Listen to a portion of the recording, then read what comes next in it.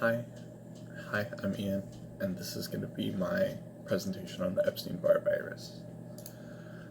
So to start off, we're going to have the taxonomy, morphology, and the habitat of the virus. So this is the taxonomy of Epstein-Barr. Epstein-Barr is a type of the 9 known herpes viruses, right? Specifically, it's the herpes gamma, or it's the human gamma herpesvirus 4. Right, when it comes to morphology, the virus itself is quite small. It consists of around 85 genes on its DNA strand, and like most other viruses, the DNA strand is protected by a caspid, and then that caspid is surrounded by something called the surrounded by tegment, which is comprised of proteins, right? And then that is surrounded by an envelope with protein projections on it. So the envelope is used for protection of the whole virus, while the projections are what the virus uses to attach and then infect other cells. And then, as you can see here in this picture, right, you have your DNA strand, right, and then that's surrounded by the capsid, which is then surrounded by the tegument, and then the envelope with the protein projections on it, right? And then this is a picture under a microscope of it, right? Let me go back. So here we go. So the virus, its habitat is basically just humans. It only lives in humans. It can only infect humans.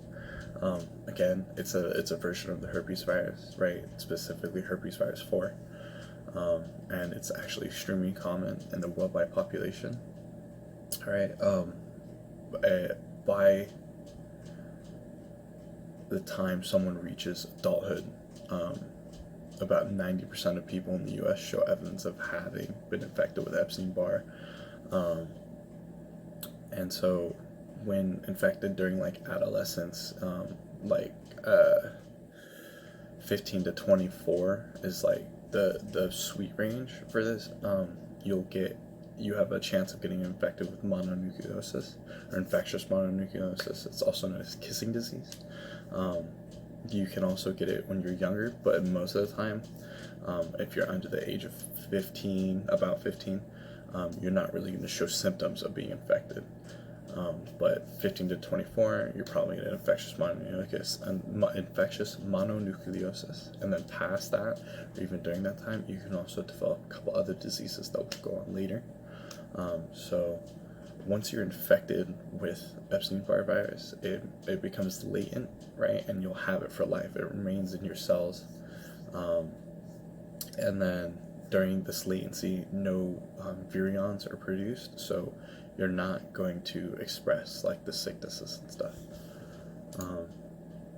Right, like I said before, it's most commonly known as for causing mononucleosis or kissing disease, but it can also cause other things too.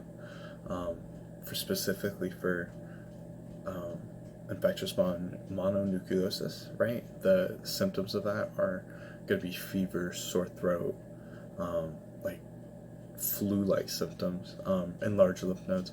But like the key thing for mononucleosis, or probably the most known symptom, would be the tiredness, or like being lethargic, stuff like that. For mononucleosis, it takes about 2 to 4 weeks to recover, but again, the tiredness, it can persist for months afterwards. That's why it's like the key symptom, or like the most known symptom, because it's something that once you're infected with mono, that's like the debilitating symptom. And then when it comes to mono and Epstein-Barr virus, there's really actually no treatment for it. Once you catch it, it's more of like comfort and care measures. So like making sure that you're well rested, and then you're drinking lots of fluids, you're staying hydrated, That's like, oh, and then taking medication that like lessens fever and lessens pain, like Tylenol or Advil. Those are the treatments for it. There's no really like take antibiotics or get your arm cut off or something like that. And then when it comes to vaccines and preventative measures, there's no vaccines or preventative measures for that. The main way that the virus will transfer between people is with bodily fluids, mainly saliva. So like the preventative measure to not get it is essentially to not share drinks and kissing and stuff. That's also why it's called the kissing disease, because when you kiss, you share saliva. So yeah.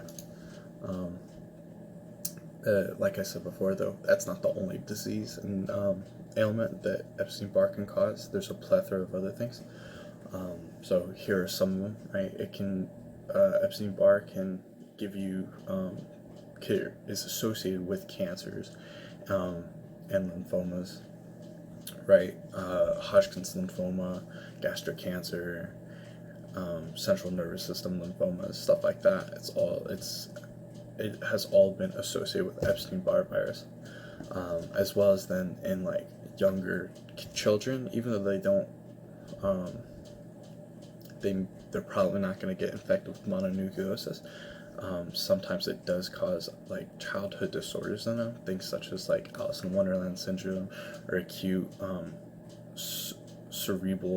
cerebellar ataxia. Yeah.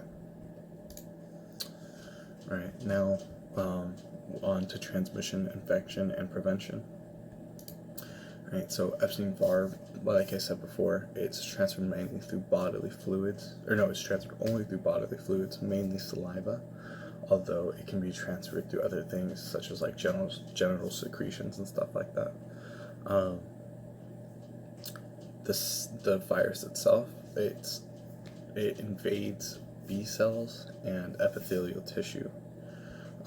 So in B cells, what the virus does is, using those proteins that are on the envelope, it will attach to B cell receptors, and then using the proteins that are on the envelope, it'll interact with the receptors, and then it'll start fusing with the cell membrane.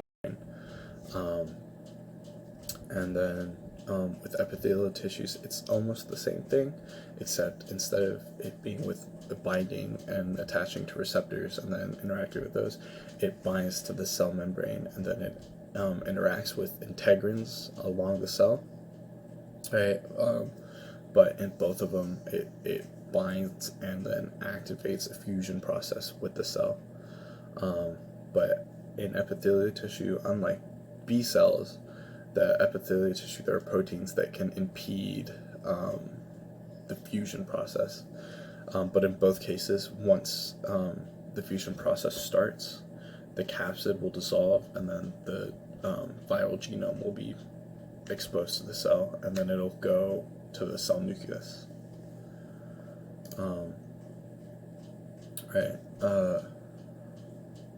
So again, like preventative measures and whatnot, like I said before, is like just don't share bodily fluids. So that's like don't share toothbrushes, don't share drinks, don't kiss if you feel like you have mono, or if like you have fever-like symptoms, right? Try and like stay away from all that, which is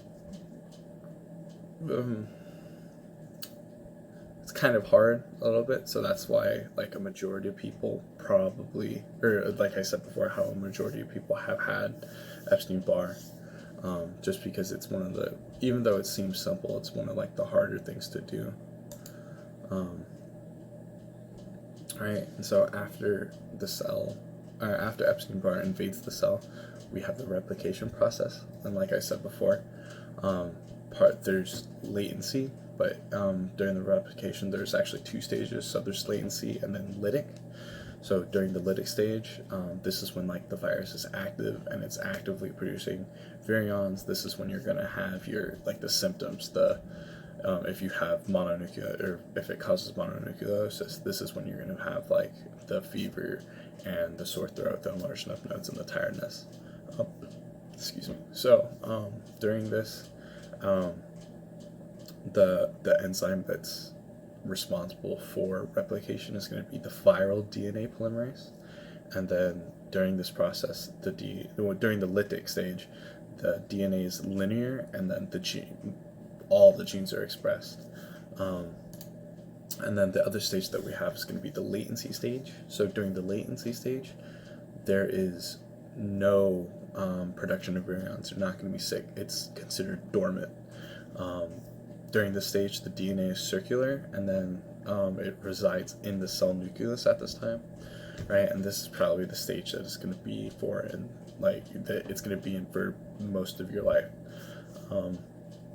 So the enzyme that handles replication now would be the host cell's DNA polymerase instead of the viral DNA polymerase, and only like a handful of genes are expressed.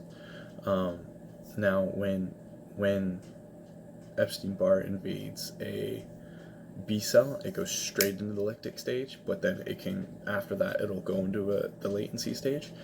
But in both cells, it can go from latency to the lytic stage and actively start producing virions again, where, so like later in life, you can start having symptoms again, and it's because the cell went from its latency dormant stage to its active and lytic stage. And so that's all I have. This is my works cited page. Thank you.